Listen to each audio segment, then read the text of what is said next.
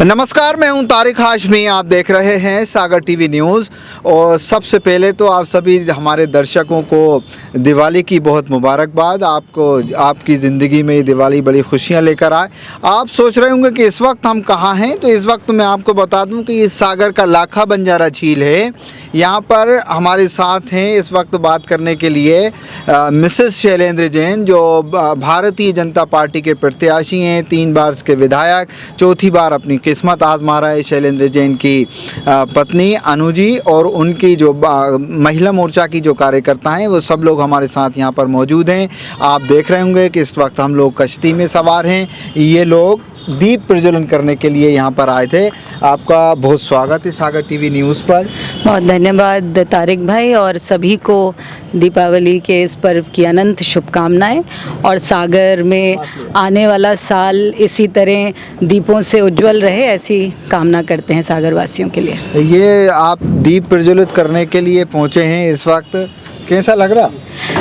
बहुत अच्छा लग रहा है तारिक भाई। आज क्योंकि दिवाली है और कहते हैं कि दिवाली की रात सबसे काली रात होती है पूरे 365 रातों में जी।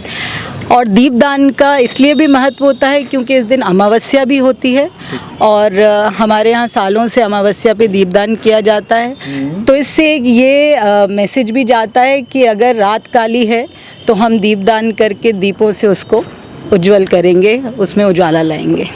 फिजिक्योर न्यूरो रिहाब हॉस्पिटल, आधुनिक मशीनों से युक्त फिजियोथेरेपी। पता है पारस विद्या विहार स्कूल के सामने, तिली रोड, सागर।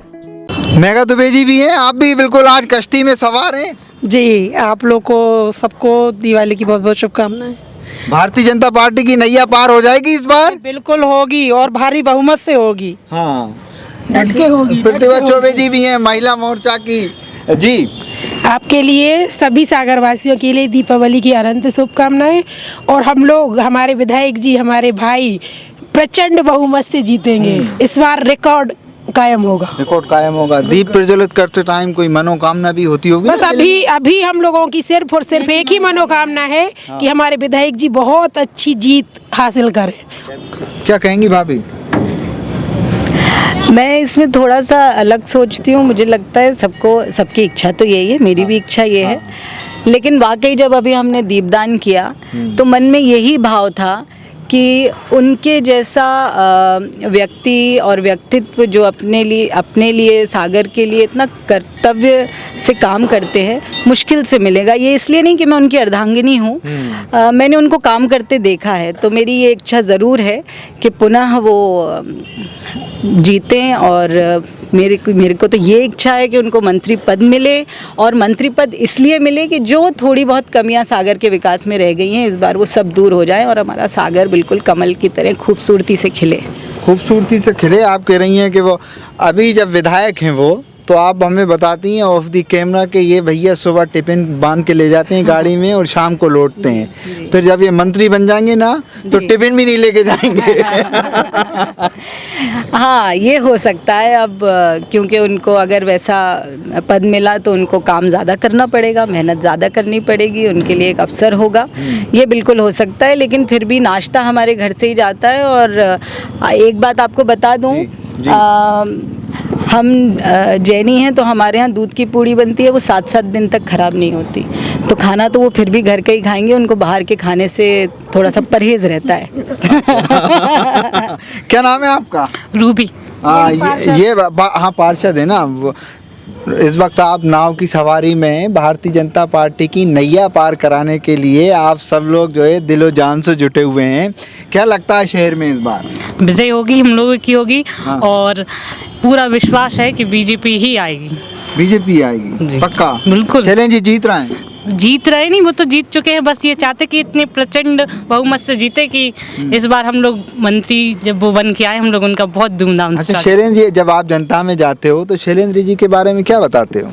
हाँ, हमें बताने की जरूरत नहीं पड़ती, वो हमें बताते हैं, हम तो वैसे ही नहीं। सब लोग बोलते हैं आप लोग काहे को आए हो यहाँ प्रचार की जरूरत नहीं है, क्योंकि बच्चा बच्चा शैलेंद्र भैया जिंदाबाद, सागर में कमल खिलेगा के जब नारे लगाते हैं, आपने देखा होगा जिस जगह भी जाते हैं तो इतने इतने से बच्चे जब जानते हैं, बड़े बूढ़े कहते हैं कि आंखों में आंसू भर के आशीर्वाद देते हैं और वो बोलते हैं कि बिल्कुल आप लोग यहाँ से निश्चिंत होके जाइए, क्योंकि ऐसा जनसेवक जो हर सुख दुख में हमेशा 365 दिन यहाँ पे मौजूद रहता है, तो उसको इस समय आने की कोई ज़रूरत नहीं है।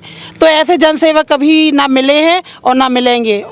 उनका प्लस पॉइंट यही है कि वो 5 साल बल्कि 15 साल से विधायक है, तो 15 साल से लगातार जनता के संपर्क में, ये उनका सबसे बड़ा जीवंत संपर्क है उनका। लोग कोरोना काल रहा है, वो अभी जिस दुख से, जिस घर में ये पीड़ा से जो लोग निकले हैं, वो सब जानते हैं कि विधायक जी ने, हमारे शैलेंद्र भाई साहब ने जो सबकी मदद की है, तो वो एक एक व्यक्ति के रोम खड़े हो जाते हैं जब वो समय याद करते हैं, तो वो समय कोई नहीं भूला है। कोई नहीं भूला। सही कह रही हैं मेघा जी। बिल्कुल यही है, और हम लोग को बताने की जरूरत नहीं। वहाँ हम तो पहली बार से हैं, जनता खुद बताते हैं। हाँ। वो खुद बताते हैं। संपर्क करने हम लोग जाते हैं, लेकिन उनकी उपलब्धियां जनता बताती है। उनकी उपलब्धियां हम लोग तो जानते ही हैं, क्योंकि हम लोग भारतीय जनता पार्टी हैं, लेकिन आम पब्लिक बताती है कि विधायक जी ने क्या क्या किया। सही है। ये सही है तारिक भाई, क्योंकि अभी कोविड की बात हो रही थी तो मुझे ध्यान आ रहा था, बीच में जब सेकेंड वेव थी या थर्ड वेव थी, एक इंजेक्शन की ज़रूरत पड़ रही थी लंग्स को थोड़ा बूस्ट करने के लिए। तो मैं उस वक्त एक्सपेक्ट कर रही थी, मेरी बिटिया होने वाली थी, तो मैंने उनसे कुछ इनने इंजेक्शंस उपलब्ध कराए, तो मैंने इनसे बोला, मैंने कहा एक आध इंजेक्शन अपन रख लें कभी बाय चांस मुझे एकदम से। तो उन्होंने मेरी तरफ देख के ये बोला कि जिसको अभी ज़रूरत है और अगर हम रख लें तो क्या हम न्याय करेंगे। तो वो इस तरह के हैं। तो मुझे भी एकदम मन में लगा कि मैं कितना मतलब स्वार्थ से सोच रही थी इस बात को। तो ऐसे हैं वो, और इसमें कोई दो राय नहीं है। आज शायद पब्लिक सुनेगी तो बोलेगी कि ये तो उनकी पत्नी है इसलिए ऐसे बोल रही हैं, लेकिन वाकई उन घरों में, जिन घरों में कोविड हुआ, अगर आप उन घरों में जाएंगे, उन परिवारों में जाएंगे, तो वो आपको बताएंगे कि किस तरह से इन्होंने उनके साथ परिवार की तरह काम किया, और इनको करना भी चाहिए था, इनका कर्तव्य है। और ना सिर्फ सागर विधानसभा में नहीं, सागर जिले की जितनी भी विधानसभा से कोई भी व्यक्ति, बंडा के विधायक तरवर लोधी की भी उनने हेल्प की थी, वो भी आए थे, उनको भी उनने सुविधा उपलब्ध कराई थी। जब हम लोग तो चूंकि कार्यकर्ता हैं और उनके माध्यम से हम ही लोगों ने कितने लोगों की मदद की है, तो फिर उनने तो कितने लोगों की होगी, ये तो सिर्फ महसूस करने वाली बात है।